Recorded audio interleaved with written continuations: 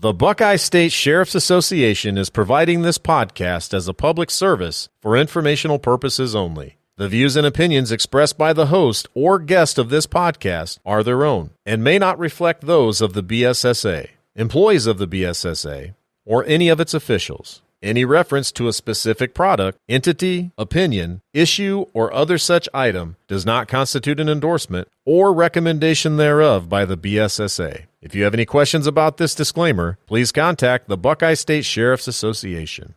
This job is the best job ever, and the biggest reason what drives me to know that you have the opportunity to positively affect someone's life. Somebody needs my help today. The problems run the gamut, and you can't fix everything, but you can certainly try. And everybody deserves someone to say, let me see if I can help. That's what I love about the job. Welcome to the Buckeye State Sheriff's Association podcast, where we'll introduce sheriffs and deputies across Ohio. During this conversation, you'll get to know the men and women serving you and hear all about the good work being done in the Buckeye State every day. Now let's join your host, Paulding County Sheriff Jason Landers, and today's special guest. Welcome to the Buckeye State Sheriff's Association podcast. We're here today with Sheriff Keith Everhart from Hardin County, Ohio. I'm Jason Landers, Sheriff in Paulding County, the host of today's podcast. Well, we're here today with Keith Everhart. This is a special one for me, right? So you're going to be episode number 6. Number 6. And you're here in studio in Paulding. And, you know, when we talk about the bond for the office of sheriffs, none greater than this one for me, man. I mean, we go back now several years before I was elected. Yeah, I was going to say, it was even before you were elected, we met. And we'll get through our timeline as we go through this podcast. But, Keith, I'm happy to have you here. I'm honored that you're here with us today. I appreciate you having me. In more ways than one, and we'll get into that a little bit later. Absolutely. About specifically having you here with us today. And really look forward to this podcast and connecting you with the community that you serve. So tell us a little bit about Keith Everhart. Who are you? Where'd you grow up? What's your where things get started for Keith Everhart? Well, I'll tell you, pretty simple, pretty boring story. I was born and raised in Hardin County in Ada, Ohio, famous for the Wilson footballs. And to be honest, I never left. I live 3/4 of a mile away from where my parents live.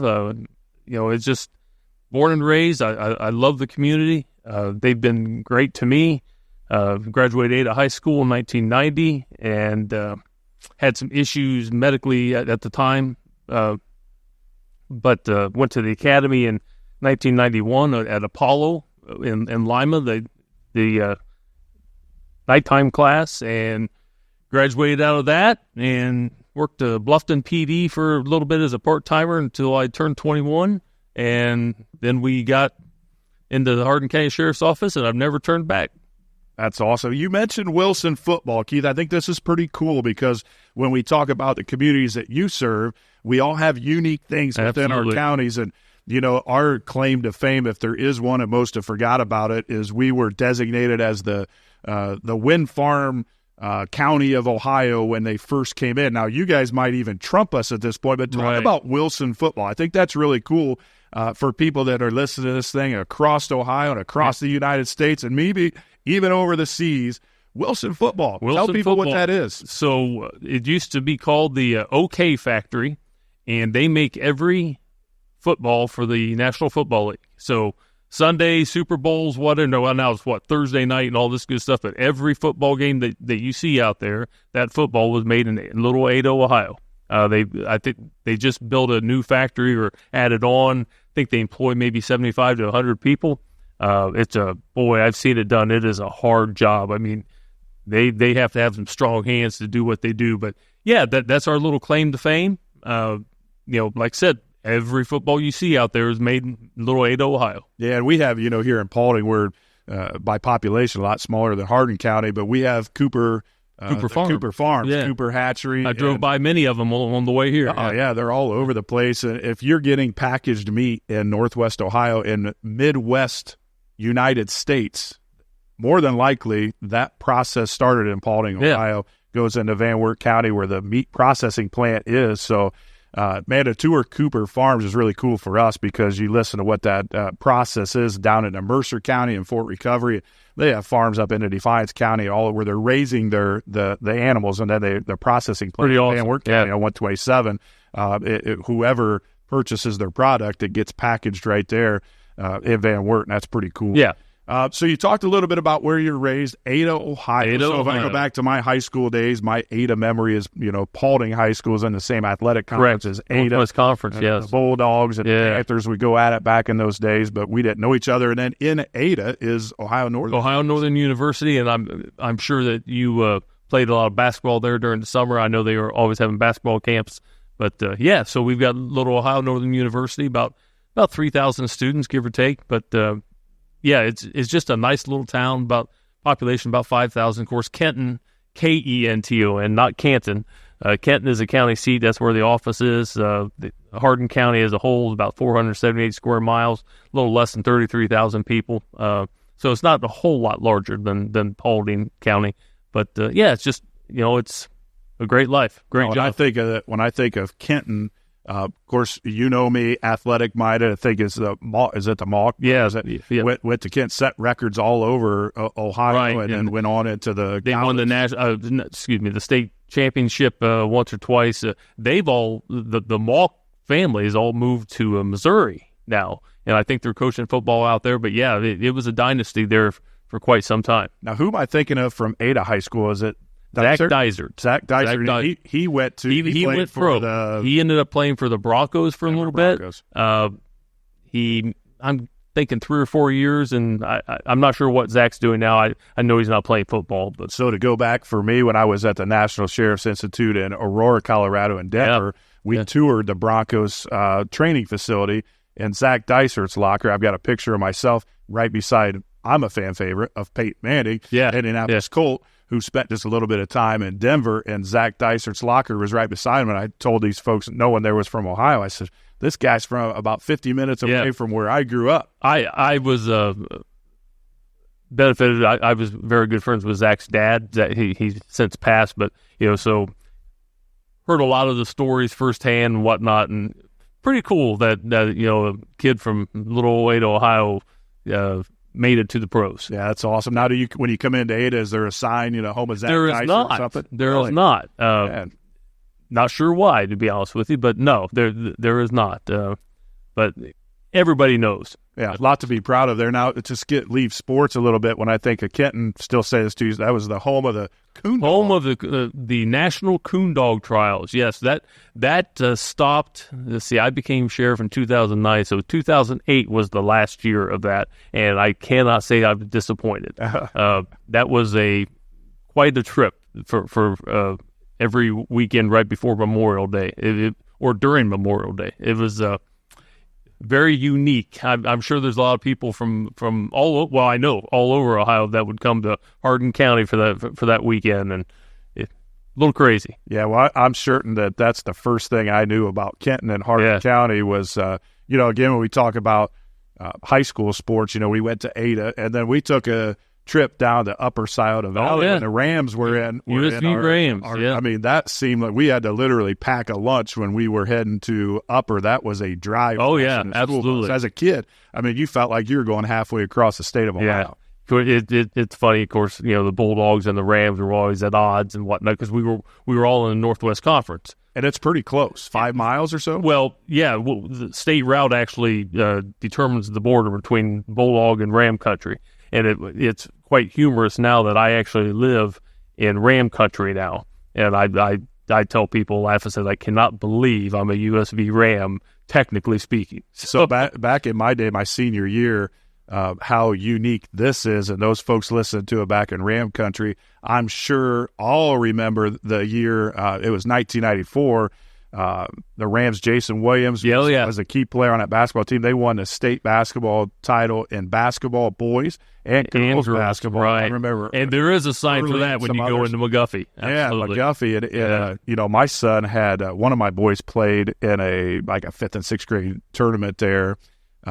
Years ago. They're graduating now in college, but when we were there, and one of the local guys, I said, we played them in the small gym. I can remember in their small gym, half court was the other foul line. Right. I missed a dunk in that gym one time, and I missed it so bad the rebound went on the other side of half court. Yeah. That gym was so small. So I was telling that story to a guy, and he said, well, this field house was built due to those 94 state championship teams. Everyone got behind the athletics, and they put up a field house. It's an awesome school district.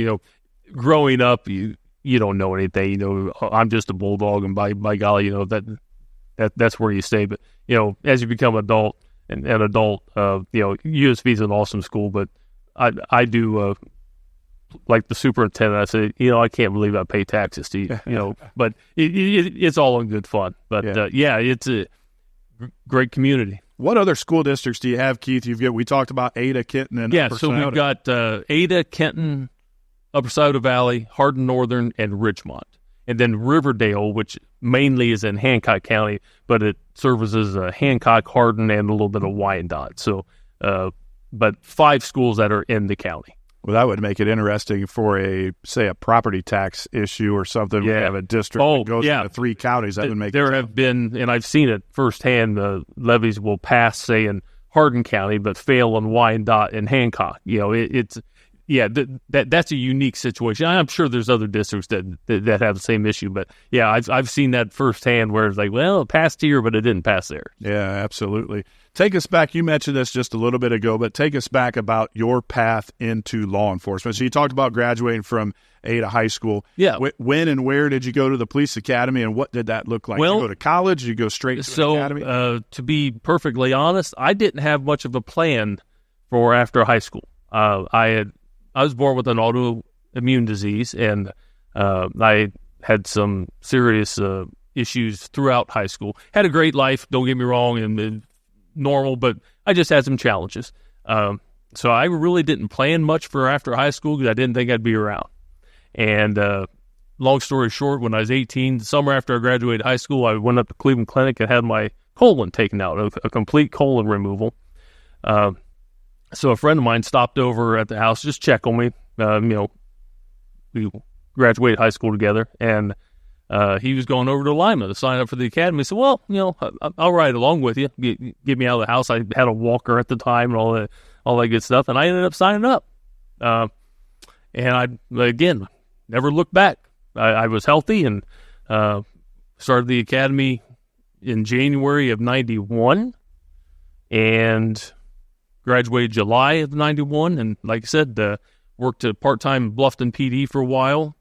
And then when I was 21, I got Sheriff Smith was the sheriff at the time. He hired me as a jailer, and I've been there ever since. Man, isn't that something? So talk about within your agency, we'll stay right on that for a minute with your experience, other positions that you've held besides the office of sheriff. How did that look for you going up until the time that you decided to take out that petition and run for the sheriff position? I started out as a jailer in 1993, and again, we were in the old 1886 building, so jailing and dispatch was pretty much all in the same area. So you end up being a dispatcher half the time, a jailer half the time, and I did that for about a year and a half, and then the sheriff put me out on the road. Of course, you do your midnights and then all that good stuff, go to seconds for a while. And so I was a deputy, I'm going to say about 5 years, and then I was promoted to sergeant, and I did the sergeanting thing until I became lieutenant. I became lieutenant in 2004, and then the sheriff at the time was retiring in 2008. And so I thought, well, I was pretty young. I was 36. My boy was in 7th grade, but my thought was I knew I wanted to be sheriff very early on in my career. I knew at some point in time I wanted to be sheriff. Didn't know that it was going to be as quick as the path was. But like I said, threw my hat in 2008. I was elected 2008, took my first term in 2009. Then I realized I'm not sure that was very smart because I got to get my boy through high school, through college, and if I lose, I'm done. So sort of a risky move, but it's paid off in spades for me. Like I said, I've had a great career. I've got a great community. But yeah, that was sort of my path. The only position that I have not held at the office was officially detective. But back in the day when I was a deputy, we didn't really have detectives. Everybody just sort of did their own thing. But I never had the title of detective, but everything else I had done at one point in time. And it really helps, I think, for me personally speaking, and just talking with other elected sheriffs that might call for advice, to come up through the ranks within the agency that you're now responsible for sure is a huge benefit. It's hard to manage an operation if you don't know what they're supposed to be doing, if you don't know what it looks like. I'm a firm believer in coming up through the ranks. Dispatching, we'll just take that for example. Now, back when I was dispatcher, they had a 911 computer, but it was sort of archaic. You wrote everything down, talked on the radio, answered the phone. I can do that. Dispatchers now won't even let me touch anything because they're afraid I'll break it. And I probably would, because I'm not a techie guy, and everything is so, just up to speed on the technology and the things that I wouldn't know how to do it anyway. But I still can answer the phone and talk on the radio. And that's about what I'll do. When I jump in to help and it has to happen, I stay right to the phone and maybe the radio. And I told him, I said, I'll write everything down. You're going to have to put it in the computer later. So. Yeah. Now, and just to be clear on what you said, we both agree coming up through the ranks is such a huge benefit, but we've seen several sheriffs over the years, and I've interviewed some of this podcast, that if you come from the outside, whether it's State Highway Patrol, ODNR, a police department, from a municipality or city, you surround yourself with good people that understand the process. You can overcome that. And you can overcome it and have a very successful career. And you and I both know very successful sheriffs who did not come up through the ranks, but for me, I'm glad I took the path that I did. It just makes me feel like I know a little bit more about the office. Yeah, absolutely. So summarize everything for folks at home that weren't taking notes. How many years of total law enforcement? How many years have you been the elected sheriff? At the end of this year, in December, I will have completed my 31st year at the sheriff's office. So it would be 32 and a half years total. And I am in my fourth term running for my fifth. Yeah, and I think you and I have talked about this over the years. I think you are 4 years ahead of me. Correct. Almost just about everything. Age, years of experience, tenure as a sheriff. Yeah. When we talk about, and we're going to get to the Buckeye State Sheriff's Association, I could credit you a lot for my involvement in that association and bringing me into that kind of board seat. So, you're just ahead of me as we go along, and that's pretty neat. Keith, I know this, and a lot of the folks that are going to listen to this podcast know this, but you talked a minute ago, you kind of breached a topic about the my medical that you were born with. Sure. And when I met you, I learned about that. And as we grew closer and spent a lot of time You've always kept an eye on that. Just kind of know more personal about you a little bit. But, it was just not that long ago that I was woken up to what turned out to be a fantastic phone call from you early one morning as you called and said, "Hey, brother, I'm on my way to Indy. I got a phone call." Do you care to share that with the people? Absolutely. Because I really think when we talk about, again, what this podcast is about and connecting sheriffs and deputies and corrections officers and folks, we're in our infancy. You're episode number 6. But as this thing grows and develops popularity, and we really want to focus on connecting us with people that we serve, your health is an important part of your community. It's part of who I am. Yeah, I'll just kind of say this, that sheriffs a lot of times are, and most times should be well respected in your community. People look to sheriffs for solving problems. When they don't know who else to call for a reason, they think, I'm going to call the sheriff. When they see you walking around the county fair, they want to come talk to the sheriff, all these things. So when the sheriff of the county who's elected, and there's only one in each county, correct? There's 88 of us in the state of Ohio, comes terminally ill, and maybe that is a little aggressive of a I think it's word. fair. I think it's fair. It's really concerning to people. So if you feel comfortable, talk to the listeners a little bit about your journey leading up to what I said as the phone call. I'm being a little selfish here to say, and I'm just going to guarantee you called more people than Jason Landers. But when I get this phone call, talk about what that meant to you and Kim. We haven't talked much about your wife, Kim, your son, Cord. Talk about Sheriff Everhart a little bit in that journey. First off, my family is the biggest blessing that I have. But, so I was born with the autoimmune disease, ulcerative colitis when I was a kid, colon taken out when I was 18. So from 18 to about 30, everything was pretty decent. You got to learn how to live without a colon, and but again, everything was manageable.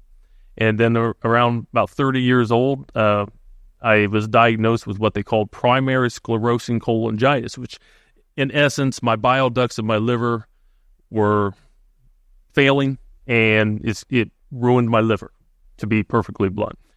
So I dealt with that up until 2 years ago, and I was pretty sick.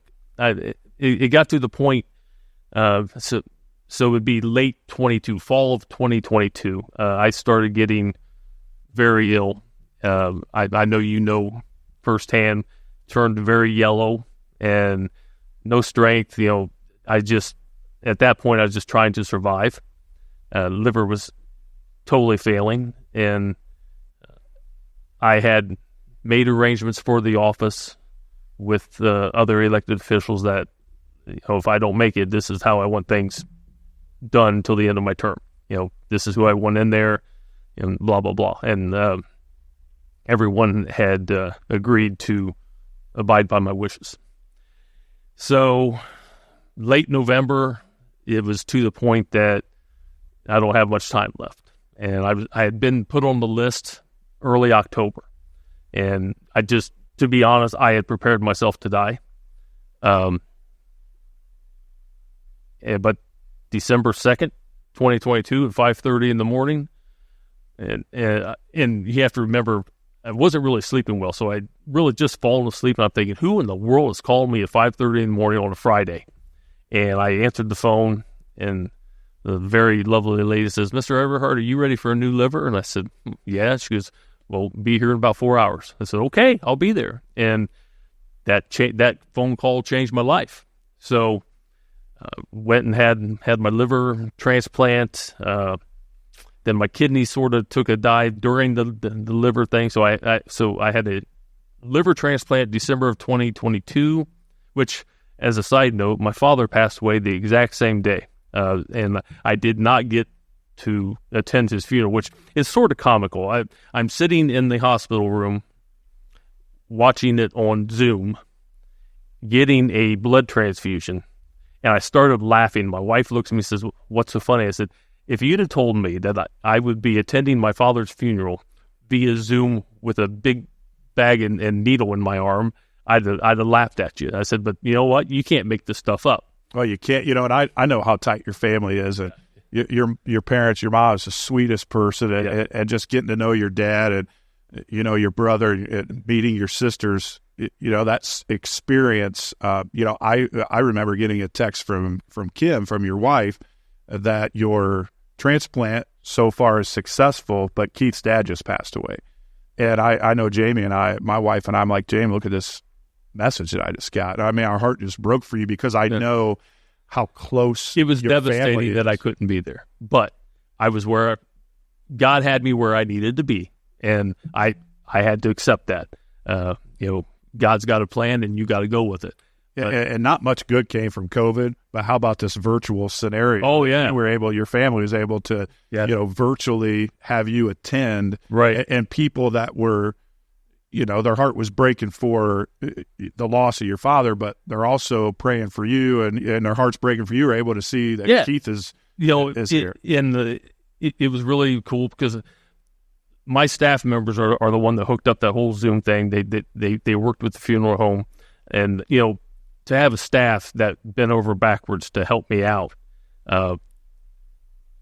not just during that funeral part or during the transplant part, but that whole process of me getting sick and then not being able to go into work as often as I want to, and post surgery, dude, I've got a phenomenal staff. They had my back 110%, whatever I needed. I actually had, once you get a transplant, you can't leave the area, because you have to be, once you're released, you have to be at clinic, what they call, every day.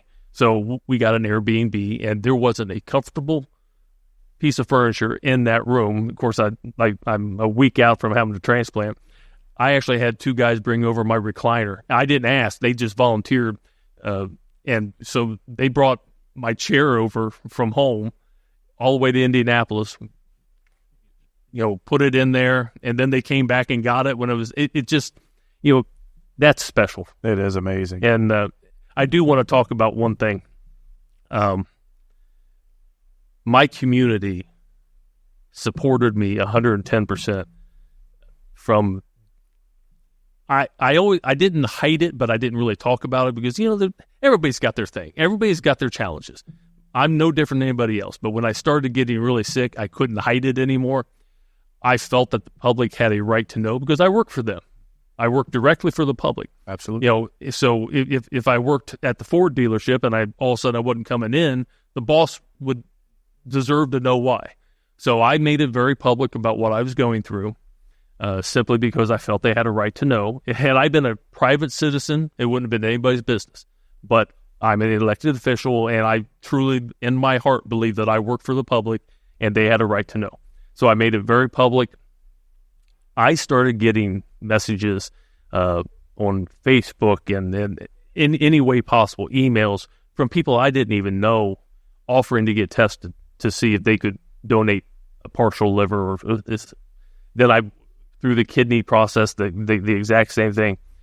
They even started a collection kind of thing. There's so many people that are worse off than me, and it probably, in my mind, deserve it but more than me. But the community was and is just amazing. That they really had my back, and I'll never be able to repay them for their kindness, even if it was just prayers. Prayers work because I'm sitting here and the doctor said I was only a couple of weeks from being gone. The liver literally was just giving up. And matter of fact, my brother, of course, Dad had been ill at the same time, so Mom was sort of babysitting both of us during the day. And so somebody would come get me and take me over to Mom's. Well, he dropped me off, and he told me later, he says, that Thursday when I dropped you off, I went home and told his wife, I don't know if I'm going to see him alive again. And, the next day I'm getting this phone call. And again, it just changed my life. It's just weird, and not to get all sappy about this thing, but, you know how much you mean to me, man. I love you like a brother. And Jamie and I, there were plenty of times during that period of time where, I didn't know if I would see you again. Yep. Alive. And I keep a picture. It's on my fancy watch here where you can see pictures come up. And I just went through them the other day and was talking about something that's on there. And I have a picture of you, you weren't super healthy and during that period of time. And then the one that I'm talking about is the next time I saw you after your transplant and took a picture with you. And to look at that picture on my watch, right, and to see you today, you look great, man. Oh, you just look great and healthy again. Your God color's has been back good to me. Your weight's back, and when I said how in the onset of this interview how fortunate we are to have you today, I mean that literally, and a lot of people will know that's listening to this, how fortunate we are to have Keith Everhart. I am very fortunate to be here. But like I said, don't pity me. There's a lot of people that have it a lot worse off than me. I had a challenge. We got through it. We got through it by the grace of God and family and friends, guys like you. So I do remember calling you on my way to Indianapolis that morning. And you were just one of those guys that I need to let Jason know. And I was glad I did. Me too. It was just we, in our positions, our phone rings all the time, 24 hours a day. My wife during the nighttime pretty much sleeps through all the nighttime phone calls. That one was early enough in the morning that, I just had to wake her up and tell her what was going on when you called. And great phone call. Let's move on from that a little bit and let's talk about the Buckeye State Sheriff's Association a little bit. I mean, that is what really has brought us together. Absolutely. When I met you the first time, and I still remember it, I don't know if you do, was a BSSA function, and that's the first time I met you. As we, became friends and started to hang out and spend some time in a lounge or wherever we chose to go when we'd be at trainings. The BSSA of all people besides Bob and Mona Cornwell, we'll talk about them a little bit, that I see the passion of the association in. You could be the poster child for the BSSA. Talk to the listeners about the Buckeye State Sheriff's Association. Talk about your involvement with them. You have to be the most tenured person that's attached to the board. I'm not sure, but if I'm not, I got to be real close. Yeah, talk about BSSA. That's the sponsor of this podcast. It's really the basis, the format, and where the funding and things come from with this. It's a really special association. Absolutely. Talk about it. So back prior to me being sheriff, when I knew that I wanted to run someday, my thought was, what better way to learn how to be sheriff than be around sheriffs? So I talked to my sheriff at the time to talk him into letting me run for the deputy director of Northwest District. So there's 4 deputies that are on the board. Each district, the BSSA is made up of 4 districts. So I did that for 5 years. So I was on the board from would be 2003 till 2008 or 9 as a deputy. Then I had to give that up, of course, when I became sheriff. And then as soon as I could, I got back on the board. I am just a firm believer that the Buckeye State Sheriff's Association makes you a better sheriff and helps you have a better office. I've seen it firsthand. Sheriffs who don't get involved, sometimes they get themselves in trouble. And the biggest reason is because they don't know what they should be doing because they don't get involved. The association has been around forever. I believe it's since the 40s, if I'm not mistaken. It makes you a better sheriff. If you take the knowledge that it has to offer, that the association has to offer, you will be a much better sheriff. We all make mistakes, and we're always learning. But as a whole, that association is a tremendous benefit, not only to the sheriffs, but to the deputies, and in turn to the public, to the state of Ohio. That association trains you. And, I've heard all the other podcasts. Bob Cornwell has been mentioned numerous times. Bob is a font of knowledge. All you have to do is call, and if he doesn't know, he knows who does know. And that is invaluable. And it may just, in your office earlier this morning, Sheriff Bales from Marion County, who you had on a couple podcasts ago, called me about a question. I told him what I thought, but I also told him you might want to call Bob just to verify.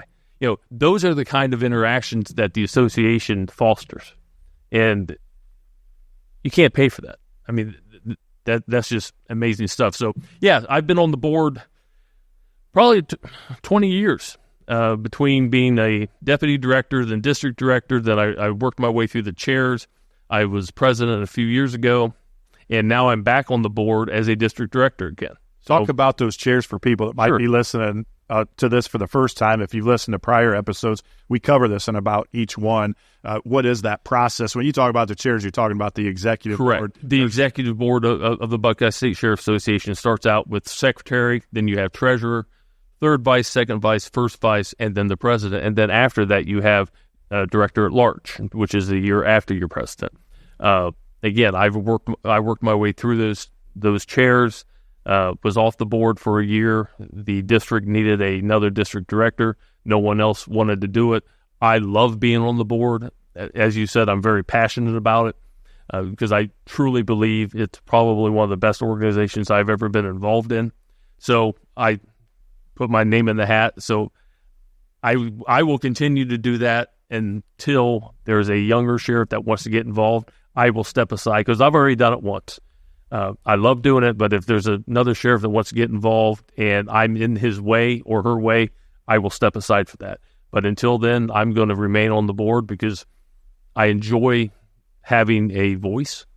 Everyone's got a voice, but I enjoy having a vote, I should say. Right. And it's just a tremendous organization, and it's made me a better sheriff. Well, I concur with everything you said because it does take sheriffs that are involved to be in those voting positions to get educated, right? So we have committees, and I want to talk to you about that here in just a moment, but we have committees within our association that are tasked with things like the legislative committee that Sheriff Mike Simpson chairs, where they're involved directly with legislation that's being discussed or that's been introduced or laws that have been changed. And that committee works on that. Yeah, sheriffs or deputies that are part of that committee help, foster some of the things we deal with in law enforcement in Ohio. And so we'll talk just a little bit about that, Keith, with some of the subcommittees that you either chair or are involved in. Mm-hmm. So I'm on the legislative committee with many other sheriffs. Sheriff Simpson does a tremendous job being chair of that. I actually chair the Uniform and Car Marking Commission, which is not a committee of the Buckeye State Sheriff Association. It is actually a standalone commission appointed by the governor. What that does, sheriffs are the only law enforcement agencies in the state that are actually governed by Ohio Administrative Code on how we dress, what our cars look like, the hats we wear. All that is covered in the Ohio Administrative Code. And I'm the chair of that 3-sheriff commission. And I'm also the chair of the Civil Process Committee, which civil process deals with sheriff sales and process serving for subpoenas and whatnot. So anytime that there is a bill coming up that involves anything to do with the sheriff sales, they send it to me. My committee reviews it and gives their opinion and whatnot. And then I'm also the chair of the chaplains committee, which we just really got started about 3 or 4 years ago. It's starting to take off. My goal is to get a chaplain in every sheriff's office, and there are a lot out there. And again, those guys and gals are needed sometimes for our own people. So I'm a big believer in that. And then I sit on a few other committees, radio and technology and whatnot, but those are the committees that I chair. Absolutely. And when we talk about the BSSA, you talked a little bit about Bob. We also have Mona. Oh, absolutely. That has a can't role leave in there. Mona out. And we say a lot of times when we talk about Mona through the board is follow the script. I mean, she is as put together as probably any human being that I know. I've never met somebody more organized. A lot of times it's hard for us to do as sheriffs because we're strong-willed people that think our own ways, but they'll tell you just follow the script. Follow the script. Yeah. Mona's got it fairly well put together. Absolutely. Yes. Before we move on any further, I do want to I gave kudos to the public and whatnot. I would be remiss if I did not give a shout out to my wife, Kim. She is a phenomenal woman, has been by my side throughout all of this medical stuff. She's a nurse. And I'll tell you what, she makes sure I do what I'm supposed to be doing. But my wife and my family, my son and my bonus kids, I'm just so blessed, and I appreciate all of them, and I really just needed to get that out there. Oh, yeah, and I'm glad you did. And again, it's up to you to talk about what you feel comfortable doing. But, I'm an open book, dude. I had a pleasure in knowing your family. I don't have anything to hide. Yeah, good people, great kids. And I'm excited, for you as your son's looking to get married here pretty soon. In September. Right around the corner, so that's it's getting real. It's getting real. Yeah, absolutely. I got to go get fitted for my tux. He keeps getting on me about it. I got to get that done. But it's going to be here soon. And I've got a couple grandbabies from Kim's kids. But see, my family is a blended family, and so I come from a blended family, and we never use the word step. We don't believe in that. We're either sisters or dad and whatnot. And I'm applying that same logic to our blended family now. I don't have any stepkids. I have a bonus daughter and I have a bonus son, and I've got 4 bonus grandbabies, but they're not step.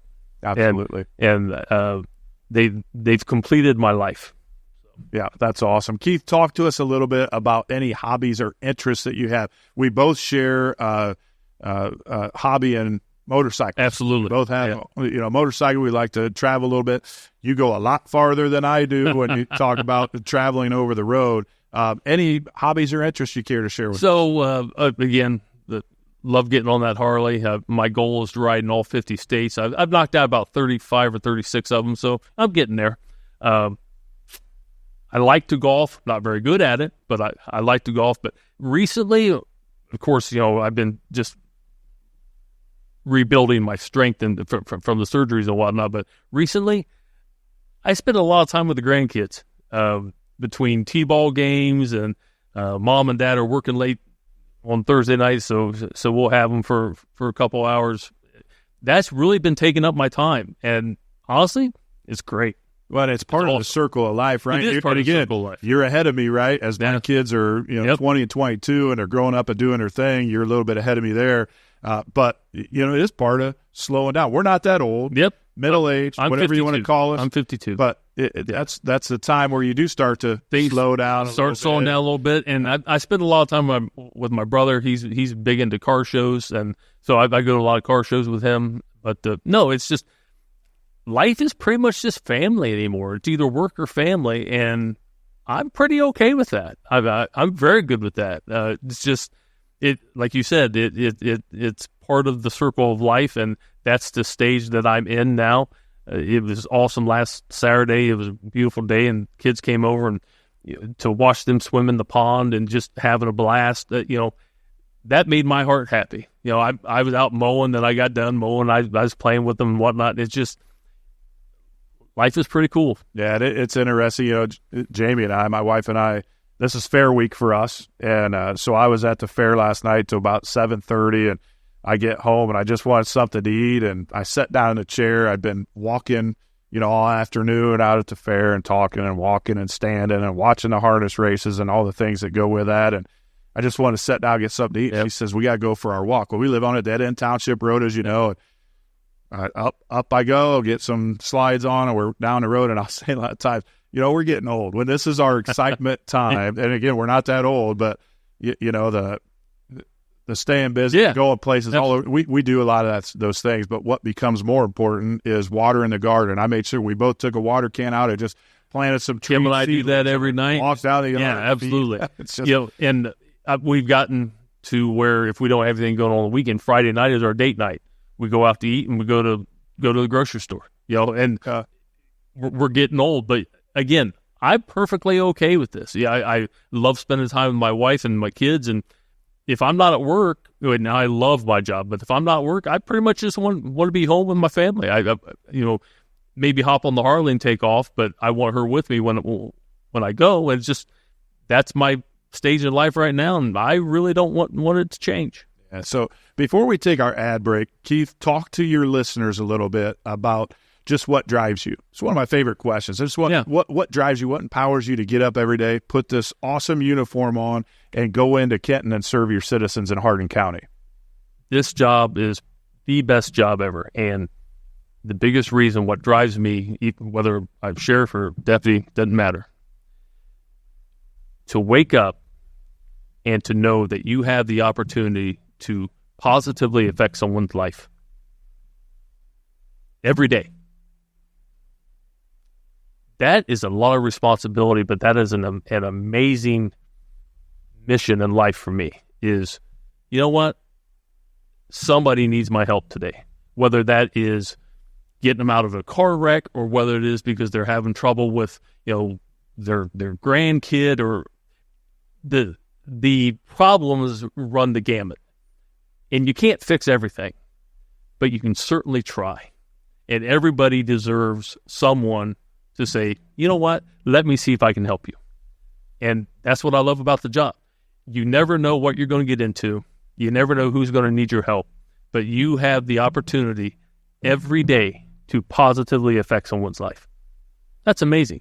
Yeah, and sometimes, you talk about maybe not knowing every answer. Sometimes just listening, right? Absolutely. I mean, sometimes when people call, whether it's a complaint or just sometimes they just need to vent. Some advice. They just want someone to listen to them, acknowledge the fact that you hear them, and you may not resolve any other issues at the end of it, but it's very humbling to be the person that they want to talk to. Absolutely. There's a million people somebody could call, but they want to talk to you. And that tells me that they have respect for the office of sheriff, whether it's personally or just the office of sheriff. But for someone to have a problem, be down on the dumps, whatever the situation is, and they want to talk to you, and I know this has happened to you as well, they'll call in and they will only talk to you. Absolutely. They don't want to talk to anybody else. That's a pretty good feeling. So with me, I look at that as a tremendous responsibility. and I take that responsibility very seriously because not everybody has that opportunity. So take advantage of the opportunities that we have in our positions and help people. None of this, cliche, I got law enforcement because I want to help people. Sometimes that's just a cliche. You have to truly have a desire to make your part. I'm trying to make my little part of the world better. Can't fix the whole world, but I can certainly try to make my little corner of the world a little better for somebody. Absolutely. On that note, we're going to take our ad break and pay the bills. We're going to come back in the second half of this interview, talk with Sheriff Keith Everhart from Hardin County, a little bit more specific about the Hardin County Sheriff's Office, and then some things going on in law enforcement with us today. Back after this break. This podcast is sponsored by the Buckeye State Sheriff's Association. The BSSA is in Columbus, Ohio, and was established in 1931. The Buckeye State Sheriff's Association was formed to perpetuate an efficient organization of Ohio sheriffs and their deputies. BSSA provides an exchange of information pertaining to the duties, methods, and official practice of its members. The association also exerts such influence as may be necessary to bring about and preserve legislation in harmony with the needs of enforcement officials and the safety of the public. The BSSA supports the efforts of this podcast to promote Ohio sheriffs and deputies and their mission to serve and protect the citizens of Ohio. Welcome back to the Buckeye State Sheriff's Association podcast. We're here today with Sheriff Keith Everhart from Hardin County. We're going to continue our conversation with Keith. Going to turn more a little bit to the Hardin County Sheriff's Office, the place that you are elected to oversee and run. Keith, talk to us a little bit about the size of your agency. I think you mentioned earlier the size of Hardin County, the people that you serve. Talk a little bit about your office. Yeah, so again, Hardin County is about 478 square miles, a little less than 33,000 people. My office, I have 26 deputies. That is from chief deputy on down. I've got 4 school resource officers. Again, we discussed the schools. We have 5 schools. I handle 4 of those. Then the Kenton Police Department handles the city of Kenton. I've got a couple deputies in the courthouse. I've got 3 detectives. I've got an electronic forensic detective. If you're not familiar with that, that's the person that downloads phones and computers and whatnot. So, for a small county, I got a pretty decent sized office. And I've got 9 full-time dispatchers, about 4 or 5 part-time.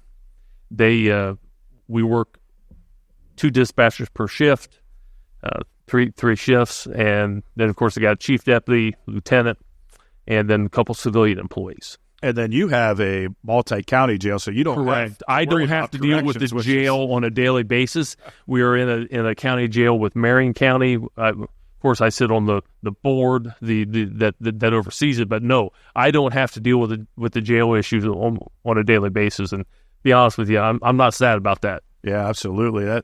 We reopened our jail here in 2017. It was closed. We were out housing our prisoners, so we had a transport staff, really a booking and transport staff, and had to hire a lot of people, and it's an expensive operation and that's funded off of a property tax levy, which is scary enough in its own right. But a lot of work. Yeah, run a jail. There's a lot of liability. There's a lot of 24 hours, 7 day a week headaches that go with it, because we see a lot. I'm sure you see this in the Marion County Jail from afar as a board member.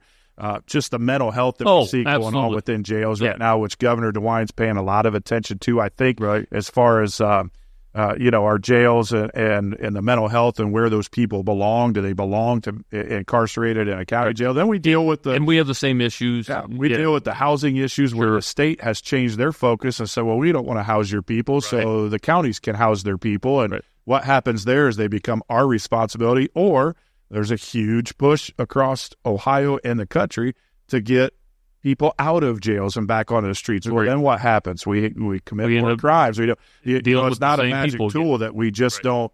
We have someone incarcerated, we let them out, and they just walk. I think there's a certain group of people that thinks folks just walk into rehab, and that's not necessarily reality. No, it's not. So Hardin County pays for 48 beds out of the 203-4 beds that Mulder County Jail can house.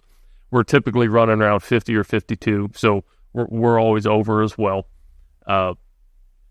Prior to me becoming sheriff, I was one of those guys that we need our own jail, this Multnomah County stuff, we shouldn't be doing this. I'll tell you what, Hardin County is very fortunate. We spend a little over $1 million for 48 beds a year. That includes the only thing we have to do is get them there on the initial arrest. Everything else, transport is built in.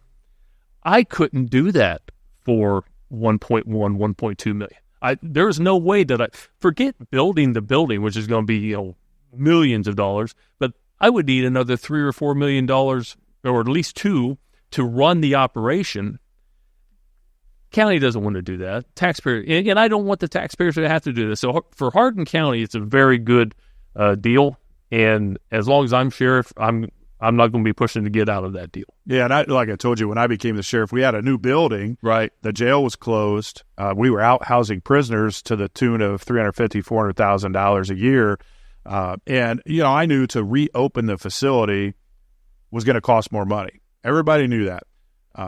We look at it in some aspect as, it's an expense to the property owners to pay this property tax based off the valuation of your house. So we knew there would be an expense there. We knew we were going to hire about 14 full-time people and a host of part-time people to run the facility. So we were hoping to hire local people that live in our county. So our property tax dollars that fund those employees stay right here in Paulding, and the money gets spent back into the tax base, and we use vendors, and so there's this economic impact to it. So you're spending more money to hire people to turn that money around, right? So this tax levy that we have that runs our jail pays for 10 full-time employees and their wages and benefits, and that's what it funds. And so we're spending over $1 million, $1.5 million to run this facility to keep everyone right here local. So to your point, we have a 52-bed facility, 48 common beds, 4 solitary cells. And, so we're keeping our inmates in-house. We hired more people to run the facility. We have a very nice, clean facility. I think people are well taken care of and treated correctly and those types of things. But it is an added expense for the community. And so in your multi-county operation, I'm not so sure if I was in that position at that time that we wouldn't be in the same boat. If we were part of a facility, now we could have joined a regional jail, and we did put some numbers together to join a regional jail here in Northwest Ohio, but it was going to cost me as much to join the regional jail as to reopen. As to have your own. So, and if that was the situation, I would definitely want my own if I'm going to be spending the exact same amount of money. But again, I know that I wouldn't be able to do what we're accomplishing right now with the same budget. Yeah. So a lot of times the old codgers will walk up and say, "Sheriff, when are we going to build our own jail?" I'm like, as long as I'm sheriff or not. And this is why. Well, yeah, you do. You didn't have the building. Let's change a little bit to talk about recruiting and staffing. Are you doing anything within your organization that in regards to recruiting staff, retaining which staff? Is tough right now. It's real tough. Yeah. Videos, any type of career center. What kind of things are you doing to be attractive to? So I've got a couple deputies that will go over to the local academies. We have 3 or 4 in the region around us that will go and try to talk to the classes. The problem with that is most of those people going through the academies are already scooped up. They're already committed somewhere, but every now and then you'll get lucky. We're doing something now that I never thought I'd see in my career, and we're actually paying people to go to the academy. I've got a kid going through the academy down in Columbus right now that I'm paying to be there. I never thought I'd see that in my career. Back in my day, you put yourself through the academy, you went banging on doors trying to find a job. As you well know, that's not how it is anymore. We're out begging people to come work. Now, I'm very fortunate. I am fully staffed right now with 2 in the hopper, I say. I've got one going through one academy and one going through another. And then I got another kid who just approached me. He starts the academy in July. So, and I told him, I'll put you on as a auxiliary deputy, as a special deputy. I don't have any full-time spots, but if I get one, then I've got him in the hopper. So I'm actually very fortunate. I'm not struggling like some, but this time last year I was getting ready to lose 3 guys because they went to a larger municipality paying more money. So with working with my commissioners, we got our starting pay up to competitive wages. I think we start out $24.50 now, which again, there's still agencies beating me, but at least we're competitive. At least I'm in the ball game, and that's what I told the commissioners. I said, I'm not even in the ball game. I can't get people to talk to me because I'm not paying enough. So I need my budget increase. And again, they were awesome. They worked with me. They helped me make that happen. So having a more competitive wage has staved off any mass exodus that I was seeing. It's interesting how sheriffs kind of, and I'll say this, when I started in law enforcement, or let's just say even 15 years ago, working for the county sheriff across Ohio, specifically, we'll talk about Ohio, was the good job. That's the place you wanted to be. They had the best wages, the best benefit, typically, let's say equipment, cars, these types of things. What we dealt with here 3-4 years ago, I think as a result of COVID, is there was so much funding thrown at municipalities, they couldn't spend it. Right. The federal government's writing checks they can't cash or throwing it to the state. It's coming to the locals, and some entities, specifically municipalities or villages, increase their public safety pay so much that county sheriffs, whose budgets are on an annual cycle approved by the county commissioners, we fell behind. So county sheriffs are losing employees for probably the first time in recent first history. time in my 30 years. Yeah, to villages, to state jobs, for people. And it took us a while to get on board with our commissioners. Now, you as well as I, we have great relationship with our commissioners. We're union based, so we had to work within our union. So am I. Commissioners to try to get things. So finally, in 2024, for me, locally, we had a significant wage increase to, like you said, put ourselves back in the ballpark. At least get me in the ball. Yeah, get us in there to where we can be not only attractive to hire new people, but to look for some lateral transfers to retain the staff that's there. Yeah. Because, here locally, our wages are now good. To me, they're fantastic. When you look at what we started something you and I never thought would. Yeah, absolutely. I mean, it's unbelievable. Our health insurance isn't really super good. Our coverage here in Paulding County, the insurance is okay. The cost is expensive. So, right. And I get that from an overall picture. That's everywhere. That's everywhere. So it's just an insurance game. I think we're kind of on the same board of what's going on recruiting wise. Talk to me a little bit about. There's probably limited crime in Hardin County. Popular. There's probably no methamphetamine that's going around your county. What's happening in Hardin County from a crime perspective? I think we're very similar to probably most every other county, not only in the state but probably in the nation. We're seeing meth come back. Of course, we're still dealing with fentanyl. Most of our property crimes and even our domestics and assaults, I think the core most of the time is drug related. Again, we have a drug court through common pleas court, and that's an awesome thing. I'm involved with that and try to support that, but it's like everywhere else. Where does this stuff come? It just keeps coming. And from the addict's standpoint, I know they're addicted and I know it's tough, but I can't imagine knowing that, all right, this needle may kill me, but I'm going to do it anyway. It's hard for me to wrap my brain around that. But no, most of our crimes are property crimes and domestics. And again, I think at the core of it, there's alcohol or drugs related to probably 90% of it. But I don't have the answer. I don't know what the answer is to fix this. I know we sit and we all talk about it and try to figure things out.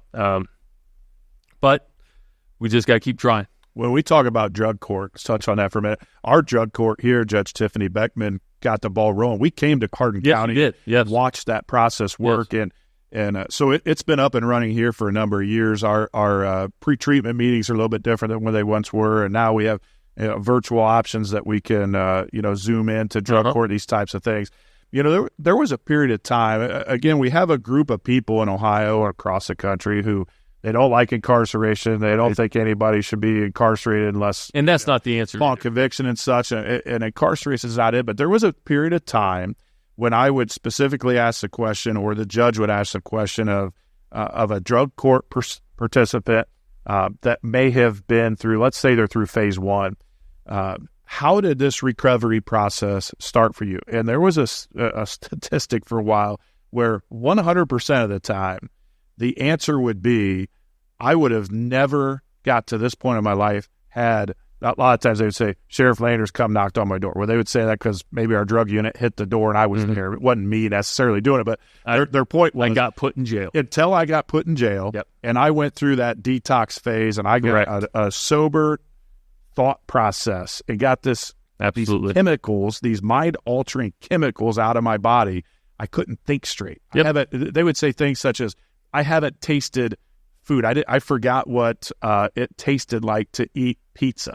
I forgot what orange juice tasted like, until I got this stuff out of me. I haven't talked to my children for years. Judge will always say, what were you doing at this time last Christmas?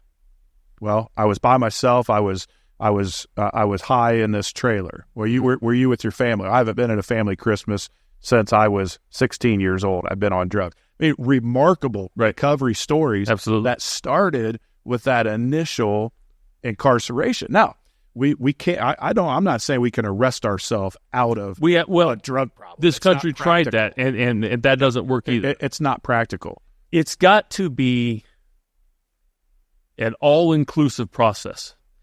It has to include jail. It has to include drug court. It has to include the counseling. All of those, not one thing is going to fix it. But if you get everything working together as a well-oiled machine, it will be better. Is it always good? Can we fix it 100%? I doubt that. I wish we could, but I'm not naive. But all of those tools have to be part of the solution. Well, one tool I think you left out, and I want your feedback on this, is support, family support. A lot of people we deal with do not have anywhere to go. So I'll ask folks this. Just asked an inmate this last week that was out on trustee duty. I said, where do you go from here? You're going to get out on Monday. Where do you go from here? They don't know. Right. Some people don't know. I'm not talking about this specific inmate, but I'll ask these inmates when I see them, where are you going to go from here? Well, sometimes the only place they have to go is back to where they were at when they got incarcerated, which we all know when you go back to the same situation, you're going to do the same thing. So we'll see success in, let's just say, an addict that is cleaned out. They've been incarcerated for 30 days, whatever. Now they're going to get out. They're going to be on some kind of supervised probation. They're going to go through drug court, and we'll say, where are you going to go when you get out? Oh, man, my parents have cleaned out my old bedroom down in the basement. They're going to be there for me. They're going to take me to my treatments and my meetings. Those type of people, I would suggest, have a little more success. Absolutely. Because so many people, they've burned their bridges. They've burned their bridges, mom and dad or brother, sister. They're like, I'm done with Jerry. I can't do it anymore. And you know what? That's hard for that family to give them one more chance because they've been burned so many times. But yes, if you have the familial connection, the support from the family, I don't know the statistic, but you can't tell me that you don't have a better chance at kicking the habit permanently because you got that support. Like you said, a lot of these people, they have no other place to go but right back where they were.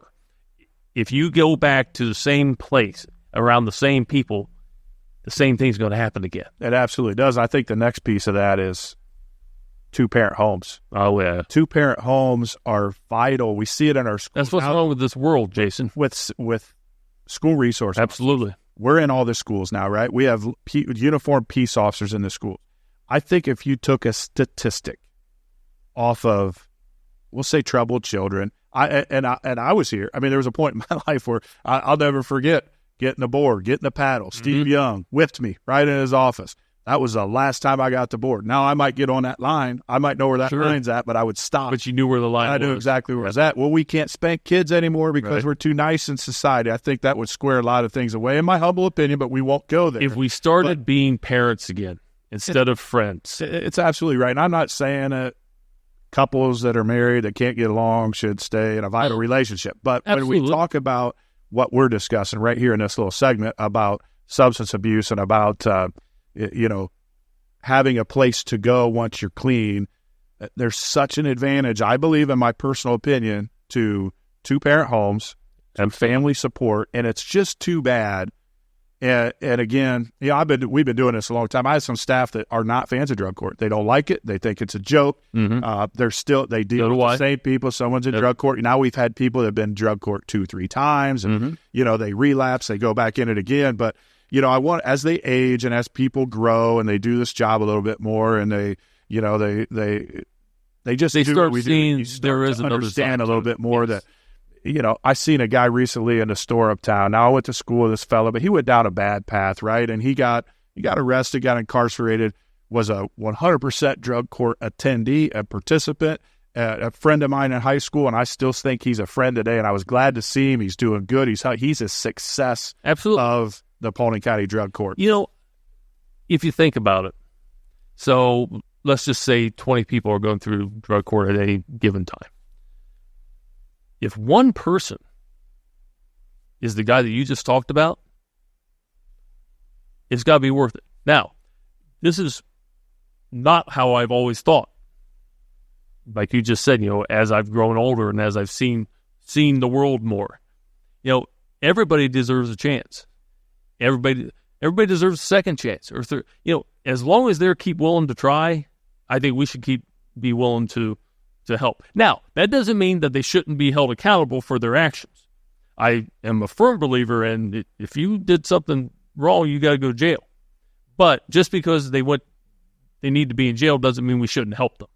Well, listen, this thing, there's no demographic for what opiates are doing to people right now. And it can happen to any of us. And I tell you, when I still have one son in college. Last year I had two boys in college. It's one. From talking to these folks that we got to talk to, because when you're still using and you're running around and doing these things, you don't want to talk to the police, right? You want to avoid the police. Once you're incarcerated, you go to drug court. It's really interesting how methamphetamine users will talk to us, right? If we go back through our career, cocaine users wouldn't talk to us. Crack users wouldn't talk to us. Heroin users wouldn't. Methamphetamine people, they're a little different, right? So they'll talk to you a little bit about their experience. And one of the things that I learned is it only takes one shot, one time, and you have to go back and get that high again. So me personally, you send your kids off to college, you hope you've trained them up and they make good decisions. But, it's a party away, right? We're one bad decision away. Where for whatever reason, you ingest this substance, and from my understanding, you got to have it again. And it's a scary world to grow kids up and put them into and out on their own. Now, I've been very blessed, as you were, that our kids had a good time, whatever they did, right? Still doing well, and I still have one that's there. But this is reality that we've seen good kids from good families with two-parent homes who go down this road. We've seen good parents go down that road from a legitimate issue to begin with, say, a broken leg or something, and they got on, painkillers. So we've seen, and I know you've seen the same thing, we've seen good families crumble because of this. And again, I don't necessarily blame them for the situation because a lot of it was originally a legitimate issue. I blame them for how they handled it. But again, also, I've never been addicted to it. And so I've stopped judging people as much. That's not my job. My job is to help people and hold people accountable. And I think we can do both. Again, it's got to be a blended approach, but we are charged with holding people accountable, but I think we're charged with helping people.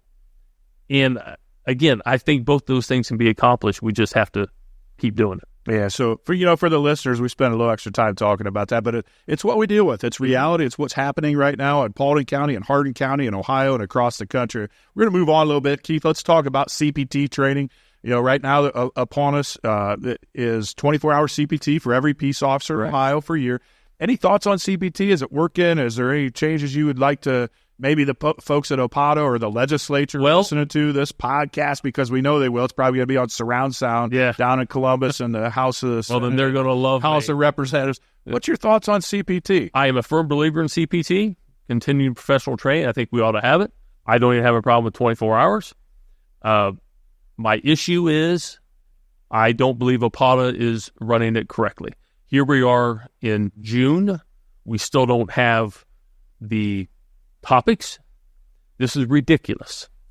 Don't give me the excuse we're understaffed. We all are, but we all got to get our jobs done. So they expect us to get 24 hours CPT for every sworn peace officer that we have that we're supposed to have a year to do. Now we've got 6 months to do it. What about the scheduling? What about the backfill? We've got to pay somebody else to fill his spot. This is insane. I agree with the process. I agree with the mission, with the goal. But get your stuff together. The CPT topics ought to be out January 1, so we actually have a full year to get it done. Because now you and I got small agencies, and I believe I heard Sheriff Hinton talking about the same thing. One of the sheriffs, and I believe it's Sheriff Hinton on his podcast. These large agencies with 200, 300, 400 sworn people, how are you supposed to get it done? Yeah. But come January 1st, 2025, if you don't have it done, you can't work. Where's it?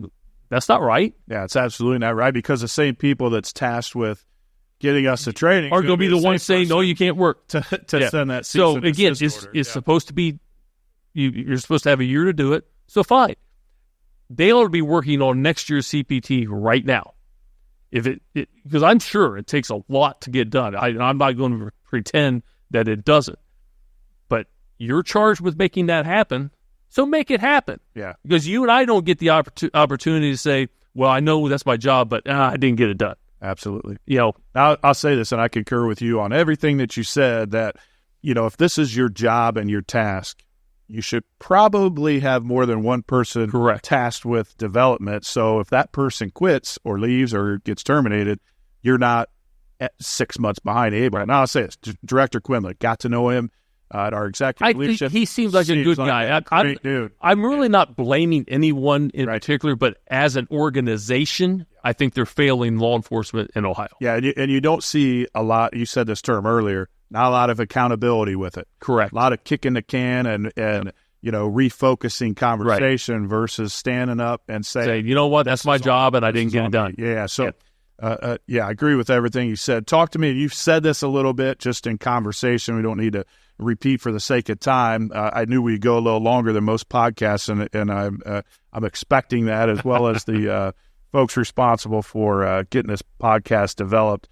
What do you like most about your position? I mean, we've talked about a lot of things. You could just summarize that, but I continue to say how humbling this job is. Is there anything that you want to say on that question? So, first off, and I don't want to repeat what you said, but it's accurate. This is probably the most humbling experience I've ever had as sheriff, because in Hardin County, there's almost 33,000 people who are saying, you know what, we want you to protect us. And again, not everybody votes for you, but enough to get me in the job. That is very humbling. And as sheriff, we have a lot of freedoms as far as the way we run our office. But we have to be very accountable, and it's a big responsibility. So with the fact that I'm the sheriff, and I answer to the people and only the people, and I don't have to listen to somebody else if I don't want to. That's okay if you want to have that attitude, but you have to remember you're also the one that should be held the most accountable as well.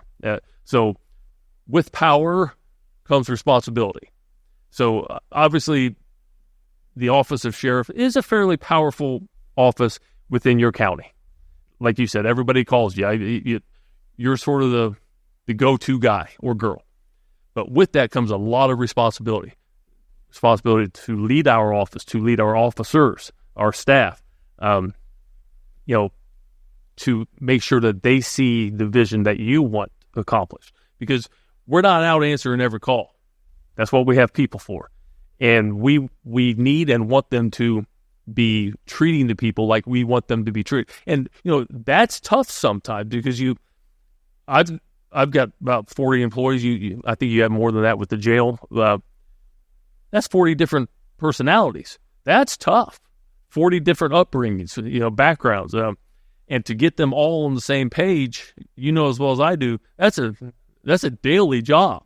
Oh, it's coaching at its best. Yeah. I mean, when you're talking at our profession where you have to be unified at your task, and you have these different personalities, different age groups, different demographics, different backgrounds, different upbringings, it's tough life experiences, and you expect the people on shift to work unified. Mm-hmm. It's quite interesting. But that's what I love about it, because it is a challenge. And so to sum up your question, I went way left field on that. The challenge of the job is what I love the most.